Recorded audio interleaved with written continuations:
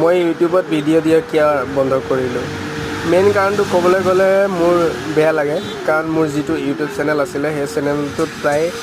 19-20 হাজাৰমান ছাবস্ক্ৰাইবাৰ আছিলে বেছি নাছিলে কিন্তু সেই চেনেলটোত যেতিয়াৰ পৰা মই ভিডিঅ' আপলোড কৰিবলৈ লৈছিলোঁ তেতিয়া কমেণ্ট ছেকশ্যনত বহুত বেয়া বেয়া কমেণ্ট দিয়ে তো কমেণ্টবোৰ যে একচুৱেলি নিগেটিভ মাইণ্ডত ল'ব নালাগে আৰু সেইবোৰক যে চাই ডিম'টিভেট হ'ব নালাগে সেই কথা মই বুজি পোৱা নাছিলোঁ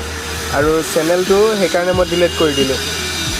কিন্তু এতিয়া দেখিছোঁ মোৰ এই চেনেলটোত বহুতো আপোনালোক ভিউৱাৰ্ছ নতুন আহি আছে ছাবস্ক্ৰাইবাৰ আহি আছে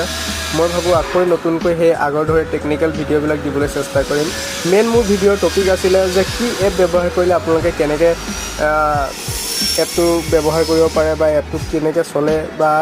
বাকী যি লাগতিয়াল কথা